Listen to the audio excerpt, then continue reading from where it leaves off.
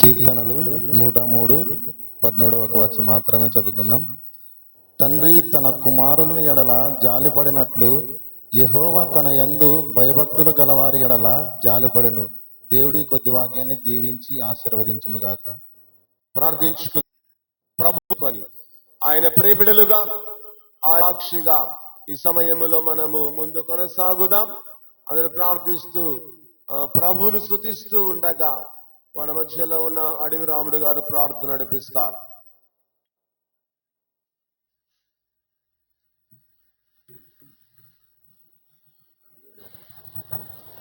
అందరూ కన్ను ముచ్చుకున్నట్టయితే ప్రార్థన చేసుకుందాం.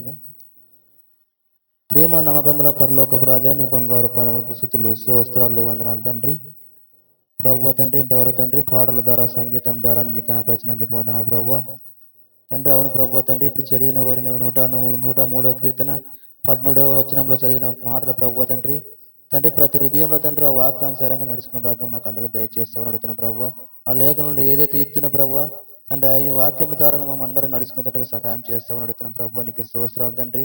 అవును ప్రభు, ఇక్కడ చేరిన బిడ్డలను ప్రతి ఒక్కరిని దీవించు ఆశీర్వదించి బలపరచమని అడుగుతున్నాం ప్రభువా. నీకు స్తోత్రాలైనా తండ్రి. నేను నీ సన్నిధానం రాలేక ప్రభువా ఎందరైతే వెనక ఉండరో ప్రభువా తండ్రి, ప్రతి ఒక్కరితో నువ్వే మాట్లాడి ప్రతి ఒక్కరిని ఎలా నడిపిస్తావని నజరుడైన యేసుక్రీస్తు నామం అడిగి వచ్చుకున్నాం పరమ తండ్రి, ఆమేన్. దేవుని బిడలారా, ఈ యొక్క సమయములో కొద్ది నిమిషాలు దేవుని వాక్యాన్ని మనం విందాం. మన మధ్యలో ఉన్న స్థాన పాస్టమ్మ గారు, రేపు ఉదయజ్యోతి గారు కొద్ది నిమిషాలు దేవుని యొక్క వాక్యాన్ని అందిస్తూ ఉండగా మీరందరూ విని విశ్వసిస్తూ దేవుని యొక్క వాక్యానుసారంగా జీవించాలని ప్రభునాంతలు చేస్తూ ఉన్నాం.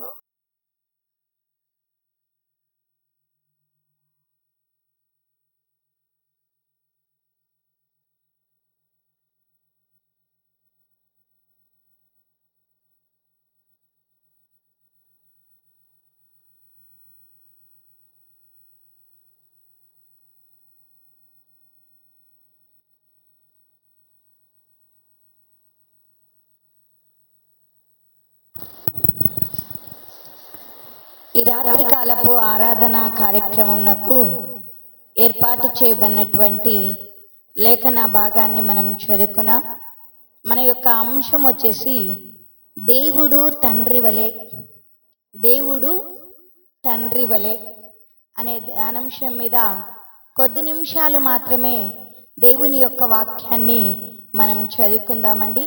అందుకోసమే చదవబడిన లేఖనంలో మరొకసారి చదువుకుందాం. కీర్తనల గ్రంథము 103వ సంకీర్తన 17వ వచనాన్ని ఒకసారి చదవండి.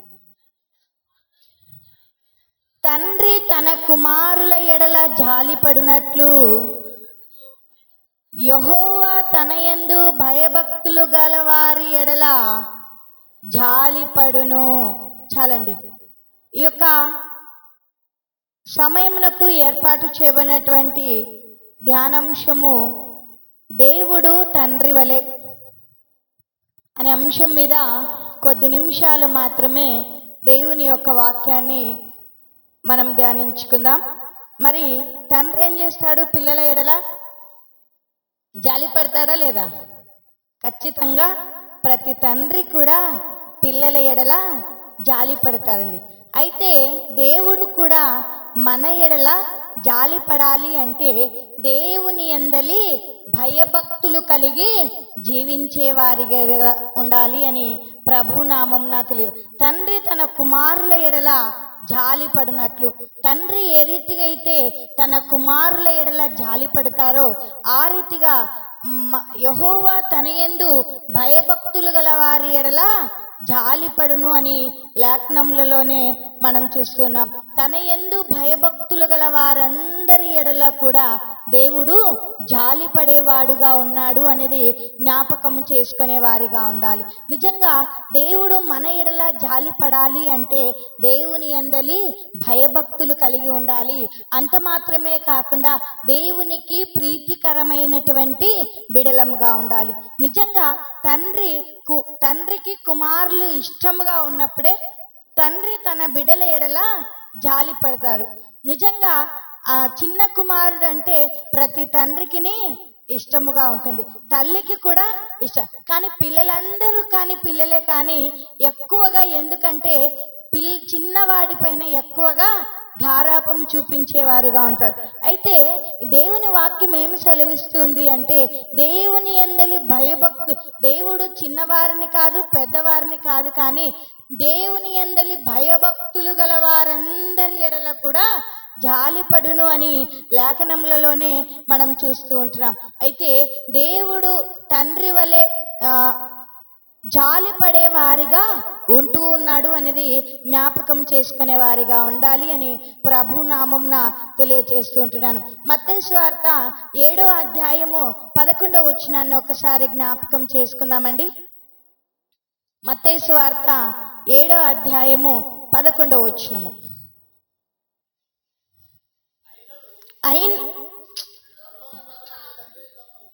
10-11 వచనాలు. మత్తయి సువార్త 7వ అధ్యాయము 10-11 వచనాలు. మీరు చెడ్డవారై ఉండియు మీ పిల్లలకు మంచి ఈవులను ఇయ్యనెరిగి ఉండగా పరలోకమందున్న మీ తండ్రి తన్ను అడుగు వారికి అంతకంటే ఎంతో నిశ్చయముగా మంచి ఈవులను ఇచ్చును అని లేఖనములలోనే మనం చూస్తూ ఉంటున్నాం. అందుకోసమే ఈ చదవబడిన లేఖనములలో మనం జ్ఞాపకం చేసుకున్నట్లయితే మీరు చెడ్డవారై ఉండియు మీ పిల్లలకు మంచి ఈవులు ఇవ్వాలని ఆశపడుతూ ఉంటారు. నిజంగా ప్రతి తండ్రి కూడా పిల్లలకు తండ్రి ఎలాంటి వాడైనా కూడా పిల్లల్ని ఏం చేస్తాడు, ఒక ఉన్నత స్థితిలో ఉంచాలని మాత్రమే ఆశిస్తూ ఉంటారు. పిల్లలను బాగా చదివించుకోవాలని మాత్రమే ఆశిస్తూ ఉంటారు. నాలాగా కష్టపడకూడదు అని తండ్రి పిల్లలను ఎంతగానో పోషించేవాడుగా ఉంటాడు.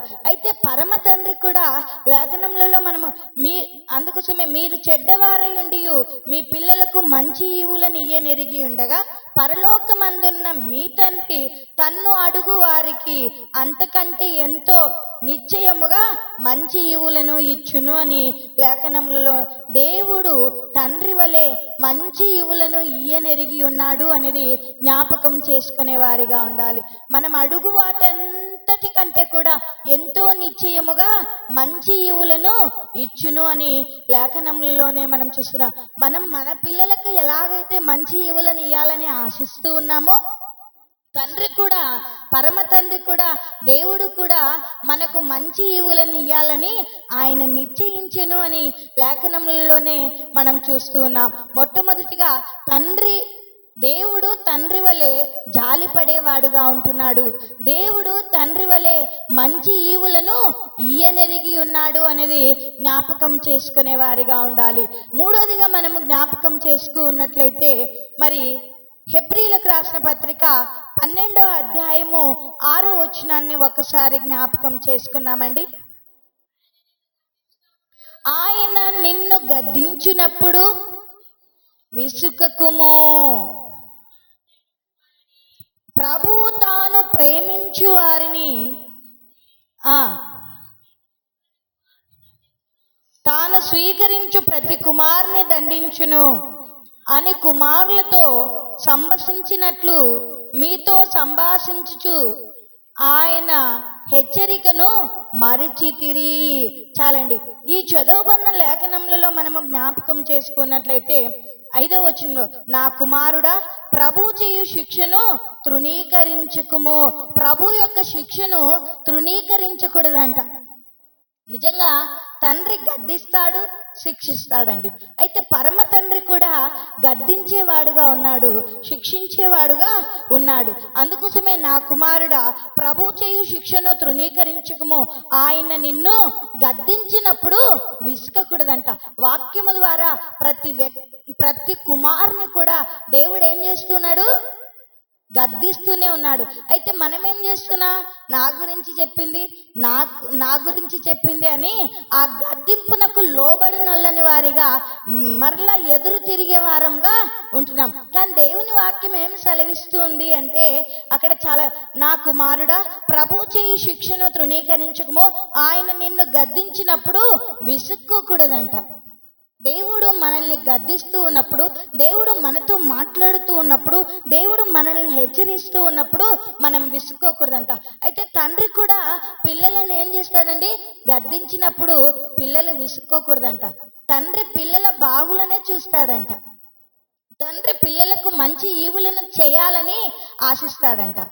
కుమారుడు చెడిపోతుంటే, అరే నువ్వు ఆ మార్గంలో వెళ్ళొద్దు, సరైన మార్గంలో వెళ్ళు, ఆ పద్ధతిని నువ్వు మార్చుకో అని తండ్రి హెచ్చరిస్తూనే ఉంటాడంట. అయితే కుమారుడు ఏం చేశాడు?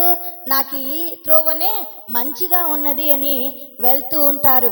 నిజంగా అయితే తండ్రి యొక్క గద్దింపునకు మనము విసుక్కోకుండా ఏం చేయాలంట? ప్రభు తాను ప్రేమించు వారిని శిక్షించి తాను స్వీకరించు ప్రతి కుమారుని దండించును. ఎవరైతే దేవుణ్ణి స్వీకరిస్తారో వారందరినీ కూడా దేవుడు ఏం చేస్తాడంట? గద్దిస్తాడు, దండిస్తాడు అనేది జ్ఞాపకం చేసుకునే వారిగా ఉండాలి అని కుమారులతో సంభాషించినట్లు మీతో సంభాషించు ఆయన హెచ్చరికను మరచితిరి అని దేవుని యొక్క గద్దింపును, దేవుని యొక్క దండింపును కూడా మరిచే వారముగా ఉంటున్నాము అనేది జ్ఞాపకం చేసుకునే వారిగా ఉండాలి. మూడోదిగా గద్దించి శిక్షించును అని లేఖనం. దేవుడు తండ్రి వలె గద్దించి శిక్షిస్తాడు అనేది జ్ఞాపకం చేసుకునే వారిగా ఉండాలి. దేవుడు తండ్రి వలె గద్దించి దండించును అని లేఖనములలోనే మనం చూస్తూ ఉంటున్నాం. నిజంగా తల్లిదండ్రులు ఎలా ఉండాలి అంటే పిల్లలకి ఎలా ఉండాలండి? మాదిరిగా ఉండాలి, ఆదర్శంగా ఉండాలి. మరి ఈరోజు తండ్రుల దినోత్సవం కదా, మరి ప్రతి తండ్రి కూడా మీ కుమారులకు మాదిరిగా ఉన్నారండి? మీ కుమార్తెలకు మాదిరిగా ఉన్నారా? అనేకులకు ఆదర్శంగా మనం జీవిస్తూ ఉన్నామా? ఆనాడు ఫిలిప్పు తన కుమార్తెలకు మాదిరిగా జీవించినట్లు మనం చూస్తూ ఉంటున్నాం. నిజంగా ఫిలిప్పు అనే తన భార్య పేరు రాయబడలేదు, కానీ తన పేరు మాత్రమే రాయబడింది. అయితే తాను చేసిన పరిచర్యను బట్టి, తాను చేసినటువంటి పనిని బట్టి, తాను జరిగించినటువంటి క్రియను బట్టి పిల్లలు కూడా ఏం చేశారు? మంచి శిక్షలో నడిచినట్లు మనం చూస్తున్నాం. ఫిలిప్పు యొక్క కుమార్తెలు ఎలా ఉన్నారంటే బోధించే వారిగా ఉంటున్నారు, పరిచర్య చేసే వారిగా ఉంటున్నారు. అంత మాత్రమే కాకుండా వారు అనేకులను గృహానికి ఆహ్వానించే వారిగా ఉంటున్నారు, వారికి ఆతిథ్యము చేసే కుమార్తెలుగా ఉన్నారండి. మరి ఈనాడు తండ్రులు మరి మీ పిల్లలకు ఆదర్శంగా ఉన్నారో లేదో ఒక్క దినాన మనము ఆత్మ పరిశీలన చేసుకోవాలి. మరి తండ్రులే ప్రార్థన జీవితము లేకపోతే పిల్లలు ప్రార్థన జీవితం కలిగి ఉంటారండి? తండ్రులే కాదు కానీ తల్లులు కూడా మంచి ప్రార్థన అనుభవ జీవితాన్ని కలిగి ఉండాలండి. అందుకోసమే తండ్రి గద్దించినప్పుడు, దండించినప్పుడు వాటిని స్వీకరించాలి, కానీ విసుక్కోకూడదంట. మరి మనం ఎలా ఉంటున్నాం? ఒకసారి జ్ఞాపకం చేసుకునే వారిగా ఉండాలి.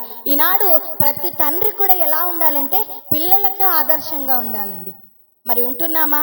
ఒకవేళ ఇంతకాలము ఉండలేకపోయారేమో, నా అన్నలైనటువంటి వారు, నా తండ్రులైనటువంటి వారు ఉండలేకపోయారేమో, ఇక నుంచి అయినా, ఈ సమయము నుంచి అయినా ఒకవేళ మనలో చెడు క్రియలు స్మోకింగ్ కానీ, డ్రింకింగ్ కానీ, లోకంలో ఇంకా లోకానుసారమైనటువంటి జీవితము మనలో ఉంటే వాటిని ఈ దినాన తీసివేసుకొని మన పిల్లలకు మనము మాదిరి గనక అన్నిటిలోనూ మాదిరి కలిగి జీవించాలి. నువ్వు ప్రార్థించినప్పుడు, నువ్వు మోకరించి ప్రార్థించినప్పుడు నీ పిల్లలు కూడా మంచి ప్రార్థనా వీరులుగా ఎదుగుతారండి. నువ్వు దేవుని గ్రంథాన్ని చేతలు పట్టుకొని దైవ సన్నిధానానికి వచ్చినప్పుడు మన పిల్లలు కూడా మనల్ని చూసి దేవుని, అందుకోసమే మన కుటుంబానికి, మన పిల్లలకు మొట్టమొదటిగా ఆదర్శంగా ఉండాలండి.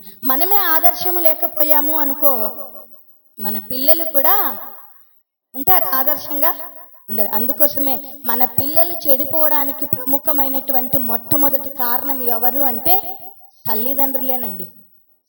తండ్రి తాగుబోతైతే పిల్లలు కూడా.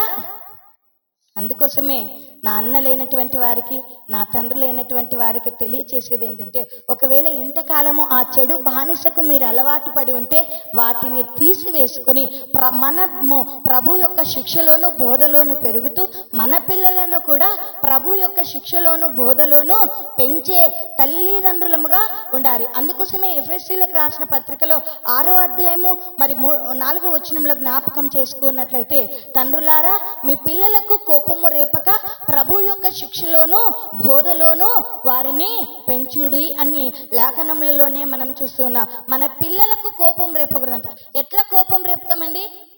అరే ఈ 10 తీసుకొని పోయి అంగటికి పోయి బీడీలు దాపరా, ఈ 10 తీసుకొని పోయి ఏం దాపరా అని చెప్తారు. కానీ మీరు మాటి మాటికి చెప్పటం వలన పిల్లలకి ఏమొస్తుంది? వస్తుందండి. మీరు అనుకోవచ్చు, నా మాట నా పిల్లలు వినాలి.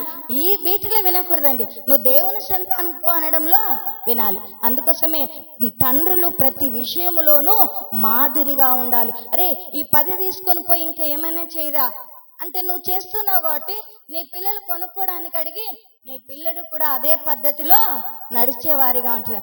అందుకోసమే ప్రియ దేవుని బిడలారా, ఒక్కసారి మన జీవితాన్ని మనము అందుకోసమే ప్రభు గద్దించినప్పుడు వాటిని మనము స్వీకరించేవారు, ప్రభు దండించినప్పుడు కూడా మనము వాటిని స్వీకరించే వారిగా ఉండాలి. ఆయన వాక్యము దండనతో కూడినదండి. అందుకోసమే ఆయన వాక్యమును బట్టి మన జీవితాన్ని సరిచేసుకునే వారంగా ఉండాలి అని ప్రభు నామంన తెలియచేస్తూ ఉంటున్నాను. మరి 4వదిగా జ్ఞాపకం చేసుకున్నట్లయితే లూకాసు సువార్త 15వ అధ్యాయము ఒకసారి జ్ఞాపకం చేసుకుందామండి. లూకాసు సువార్త 15వ అధ్యాయము 11వ వచనం నుంచి ఒక్కసారి చదువుకుందాం. మరియు ఆయన ఇట్లనెను, ఒక మనుషునికి 2 కుమారులు ఉండిరి. వారిలో చిన్నవాడు తండ్రి ఆస్తిలో నాకు వచ్చు భాగమిమ్మని తన తండ్రిని అడగగా అతడు వారికి తన ఆస్తిని పంచిపెట్టెను. కొన్ని దినములైన తర్వాత ఆ చిన్న కుమారుడు సమస్తమును కూర్చుకొని దూరదేశమునకు ప్రయాణమైపోయి అచ్చట తన ఆస్తిని దుర్వ్యాపారము వలన పాడు చేసెను. అదంతయు ఖర్చు చేసిన తర్వాత ఆ దేశమందు గొప్ప కరువు రాగా వాడు ఇబ్బంది పడసాగి వెళ్ళి ఆ దేశస్థులలో ఒకడి చెంత చేరెను. అతడు పందులు మేపుటకు తన పొలములలోనికి వాణ్ణి పంపెను. వాడు పందులు తిను పొట్టుతో తన కడుపు నింపుకొనగా ఆశపడెను, కానీ ఎవడునూ వానికి ఏమీ ఇయ్యలేదు. అయితే బుద్ధి వచ్చినప్పుడు వాడు నా తండ్రి యొద్దకు, ఎంతో మంది కూలివాన్లకు అన్నము సమృద్ధిగా ఉన్నది, నేనైతే ఇక్కడ ఆకలితో చచ్చిపోవచ్చున్నాను అని అక్కడ కింది వరకు 25 వచనాల వరకు మనం జ్ఞాపకం చేసుకున్నట్లయితే చదువుకుంటూ పోతే మనకి సమయం చాలా ఎక్కువ అవుతుంది. అక్కడ తప్పిపోయినటువంటి కుమారుని గురించి రాయబడుతుంది. అయితే మొదట ఆ తండ్రికి 2 కుమారులు ఉన్నాడంట. చిన్న కుమారుడి పైన ప్రేమ గనక ఎక్కువగా ఏం చేశాడు, చిన్న కుమారుని అడిగిన వెంటనే ఆస్తిని పంచిచ్చారంట. అయితే ఆ ఆస్తిని తీసుకొని పోయి, ఆ ధనమును తీసుకొని పోయి దూరదేశమునకు పోయి అదంతా కూడా చెడు వ్యసనాలకు బానిసయ్యి అదంతా కూడా దుర్వినియోగము చేసుకున్నాడు. అంతా కూడా పోగొట్టుకున్న తర్వాత ఏం చేశాడు అంటే ఇంకా ఆకలితో చచ్చిపోతున్నాడు. చచ్చిపోయినప్పుడు ఒకని యొద్దకు వెళ్ళినప్పుడు అక్కడ పందులు మేపే పొట్టుతో కడుపుకు నింపుకోవడానికి ఆశపడినట్లు కూడా మనం చూస్తున్నాం. అప్పుడు అనుకున్నాడు, బుద్ధి వచ్చినప్పుడు, అయ్యో నా తండ్రి యొద్ద అనేక మంది కూలివాన్లకు ఆహారము సమృద్ధిగా ఉంది, నేనైతే ఆకలితో చచ్చిపోతూ ఉన్నాను. మరలా తనకు బుద్ధి వచ్చినప్పుడు ఏం చేశాడు, తన తండ్రి యొద్దకు పరిగెత్తుకొని వెళ్ళాడు. అతను దూరముగా ఉండగానే తన తండ్రి ఏం చేశాడు, కనికరపడి జాలిపడి ముద్దు పెట్టుకొని కౌగలించుకున్నట్లు మనం చూస్తూ ఉంటాం. అనేక మందికి కూడా మరలా మనం కూడా ఒకవేళ తప్పిపోయామేమో, పరమ తండ్రి యొద్ద నుండి.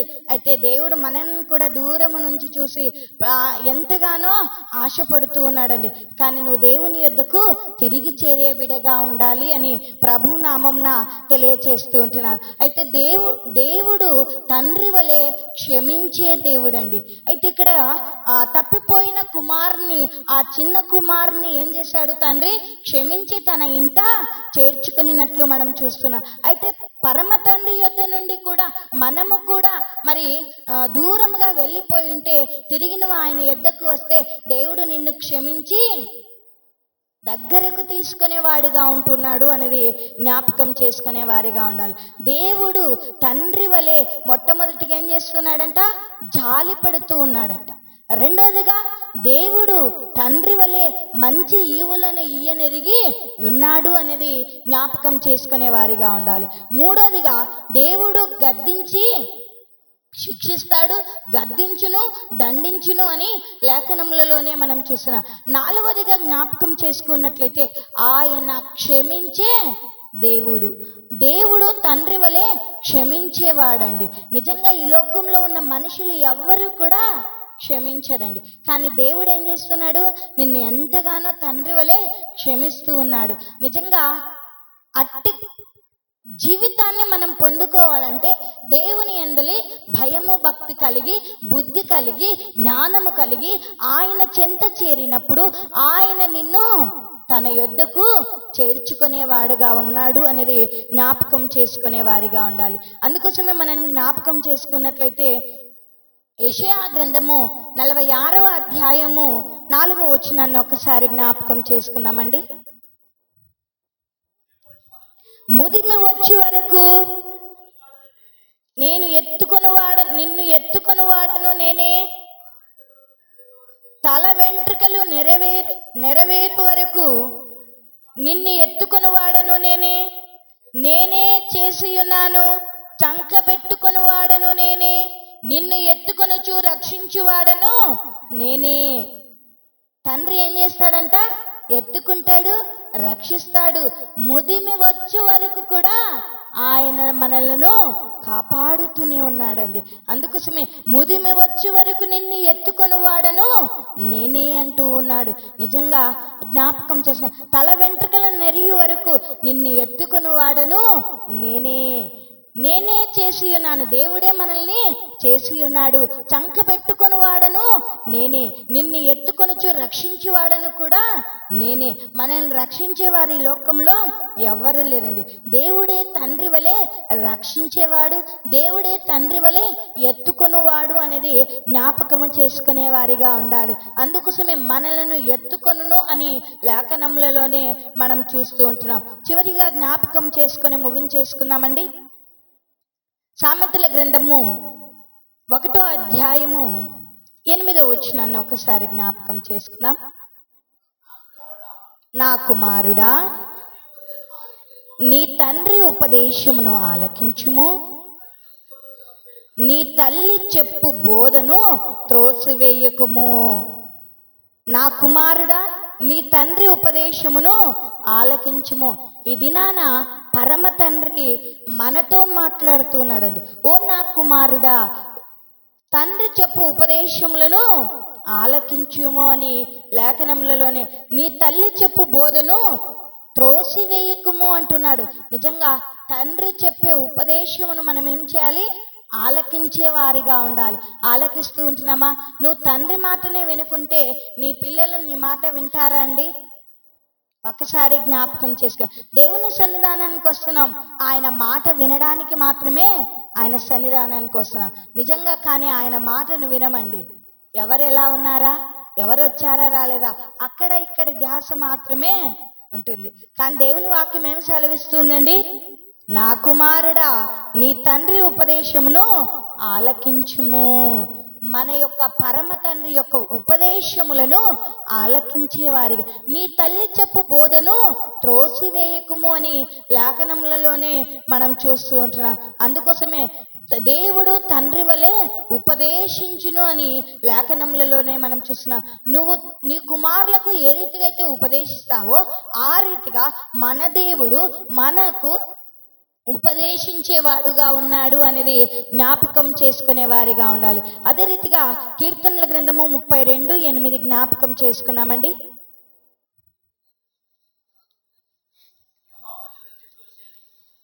32:8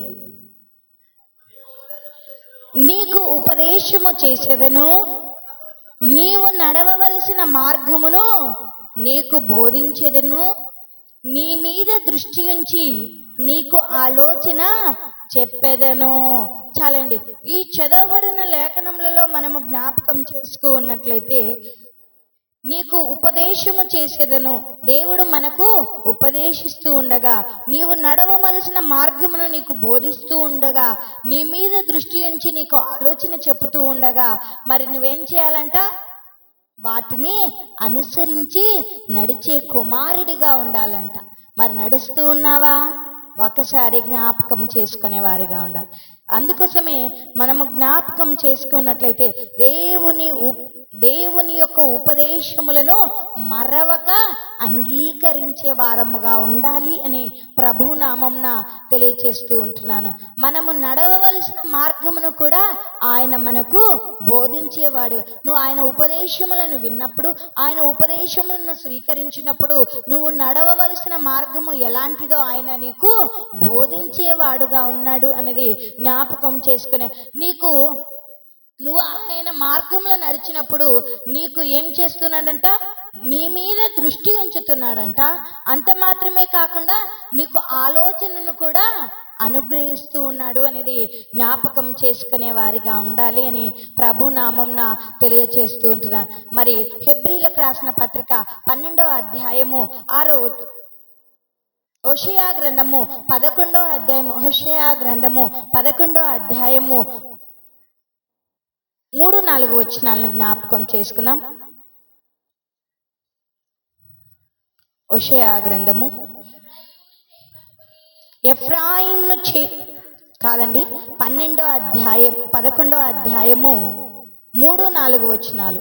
ఎఫ్రాయిం చేయి పట్టుకొని వానికి నడక నేర్పిన వాడను నేనే, వారిని కౌగలించుకునే వాడను నేనే వారిని స్వస్థపరిచిన వాడనైనను ఆ సంగతి వారికి మనసున పట్టలేదు.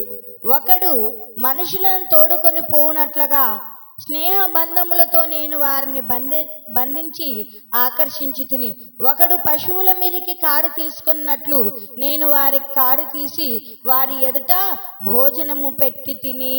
చాలండి.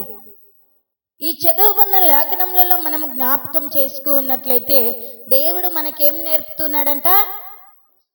నడక నేర్పిస్తున్నాడంట.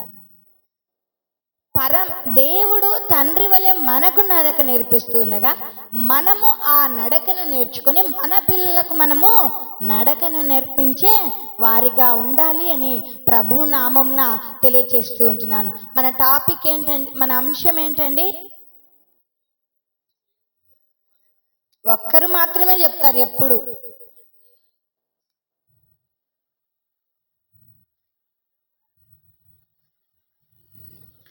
మనం ఎక్కడికన్నా పోయామా అనుకున్నాం, ఏం చేస్తారండి?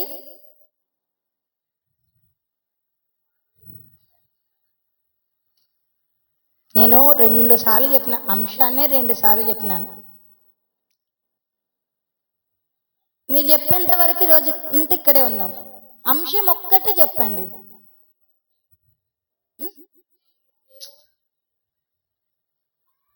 చెప్పండి. అర్థం కాలేదా?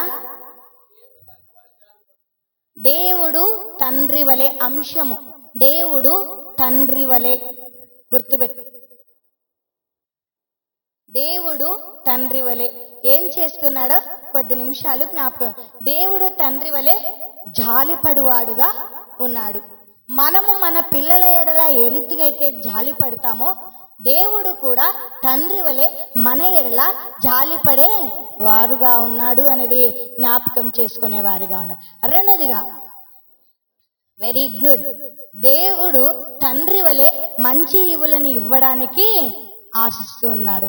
మంచి ఈవులను ఇవ్వనెరిగి ఉన్నాడు అనేది జ్ఞాపకం చేసుకునే వారిగా ఉండాలి. మూడోదిగా ఆయన గద్దించును, దండించును, శిక్షించును. దేవుడు తండ్రి వలె గద్దించి, దండించి, శిక్షించే వాడుగా. మన పిల్లలు మన మాట వినలేదనుకో ఏం చేస్తామండి? బెత్తమును వాడమంటూ ఉన్నాడు. అంత మాత్రమే కానీ బండకేసి కొట్టమంటే దానికేసి కొట్టడం కాదండి. కానీ దేవుని వాక్య క్రీస్తులో నీ పిల్లలను పెంచుడి అని అర్థం అండి. క్రీస్తు అనగా అవునా? అందుకోసమే మన పిల్లలను మనము జ్ఞాపకం చేసుకునే వారిగా ఉండాలి. అందుకోసమే అక్కడ మనము క్రీస్తు అనగా బండ, ఆ బండలో నువ్వు నీ పిల్లలను పెంచే తండ్రిగా ఉండాలి, పెంచే తల్లిగా ఉండాలి అని ప్రభు నామంన దేవుడు తండ్రి వలె గద్దించును, దండించును, శిక్షించును. నాలుగోది, దేవుడు తండ్రి వలె క్షమించును. అందుకోసమే మనసు ఇక్కడే ఉండండి, ఎక్కడెక్కడో సంచారం బాడీ ప్రజెంట్ మైండ్ ఆబ్సెంట్ అన్నట్టు ఉన్నాం. అందుకోసమే నాలుగోది, దేవుడు క్షమించే దేవుడుగా ఉన్నాడు. తప్పిపోయిన కుమారుని తండ్రి ఏ రీతిగా అయితే క్షమించి తన హక్కున చేర్చుకున్నాడో ఆ రీతిగా మనలను కూడా దేవుడు తండ్రి వలె క్షమించి చేర్చుకునేవాడుగా ఉన్నాడు అనేది జ్ఞాపకం చేసుకునేవారిగా ఉండాలి. ఐదవదిగా దేవుడు మనలను ఎత్తుకొనును అని లేఖనములలోనే మనం చూస్తూ ఉంటున్నాం. ఐదవదిగా మనం జ్ఞాపకం చేసుకున్నట్లయితే దేవుడు తండ్రి వలె ఉపదేశించే వాడుగా ఉంటూ ఉన్నాడు.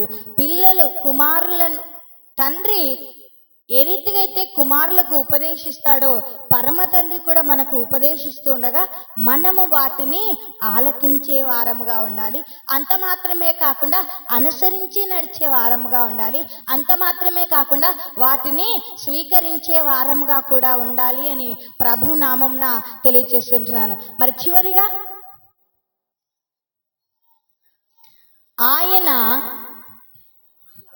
నడక నేర్పించే దేవుడుగా ఉన్నాడు. దేవుడు తండ్రి వలె నడక నేర్పిస్తూ ఉన్నాడు. చెయ్యి పట్టుకొని నడక నేర్పిస్తూ ఉంటుండగా నువ్వు ఏ మార్గంలో వెళ్ళాలో, ఎలా నడవాలో, ఏ రీతిగా నడవాలో ఆయన నీకు తెలియచేస్తూ ఉంటున్నాడు అనేది జ్ఞాపకం చేసుకునే వారిగా ఉండాలి. దేవుడు చిన్ని వాక్యాన్ని మనందరి వినికిడిలో దీవించి ఆశీర్వదించునుగాక. ఈ సమయాన్ని ఇచ్చినటువంటి అయ్యగారికి విన్న మీకు అందరికీ వందనాలు తెలియజేస్తూ ముగించుకుంటున్నాను. క్రీస్తునందు ప్రేమైన దేవుని బిడ్డలారా, విన్న వాక్యాన్ని విడిచిపెట్టక దేవుని యొక్క వాక్యానుసారముగా, దేవుని యొక్క చిత్తానుసారంగా మనమందరము జీవించినట్లుగా, బ్రతుకున్నట్లుగా ప్రభు సన్నిధిలో ప్రార్థన. మన మధ్యలో ఉన్న మేరమ్మ గారు క్లుప్తచిని ప్రార్థన నడిపిస్తారు.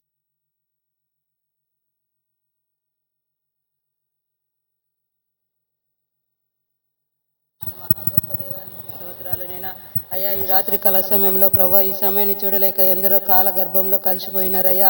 ఈ సమయాన్ని పేదరాలకు ఇచ్చినందుకు నీకు స్తుతులు స్తోత్రాలు నైనా. అయ్యా, నీ దాసురాలు నిలబెట్టుకొని ప్రభా ఎంతో చక్కటి వర్తమానాన్ని మాకు వినిపించింది నైనా. అయ్యా, నీ నడవడికలో మేము నడుచుకున్నటకు సహాయం మాకు దయచేయమని అడుగుచున్నామయ్యా. అయ్యా, తండ్రి వలె నీవు శిక్షించి గద్దించుటకు సహాయం దయచేసేవాడా నీకు స్తోత్రాలు నైనా. అయ్యా, మా పైన ప్రేమ చూపి జాలి చూపి నీ నడవడికలో మేము నడుచుకునేటట్లు సహాయాన్ని దయచేయమని అడుగుచున్నామయ్యా. అయ్యా, ఇంకా ఎన్ని వర్తమానాలు బైబిల్లో దాగి ఉన్నాయో ప్రభా, వాటన్నిటిని మాకు వివరించి చెప్పుటకు సహాయం వారికి దయచేయమని అడుగుచున్నామయ్యా. వారికి ఇచ్చిన సంతానాన్ని దీవించి ఆశీర్వదించమని అడుగుచున్నామయ్యా. అయ్యా, విశ్రాంతి రోజు నీ సన్నిధానికి రాలేక ఎంతో మంది నడవడికి తండ్రి ప్రభా రాలేక వెనకబడిపోతున్నారయ్యా. అటు బిడ్డలను నీ సన్నిధానికి నడిపించమని అడుగుచున్నామయ్యా. మా ప్రార్థన ఆలకించి మాకు కావాల్సిన సహాయాన్ని దయచేయమని అడుగుచున్నామయ్యా. నీ నడవడికలో ప్రతి ఒక్క బిడ్డ ప్రభా నీ రాకడ ఆసన్నమవుతున్నది ప్రభా, ఎప్పుడు వస్తుందో తెలియదు నైనా. ప్రతి ఒక్క బిడ్డ హృదయాలు నీ రాకడకు సిద్ధపరచమని అడుగుచున్నామయ్యా.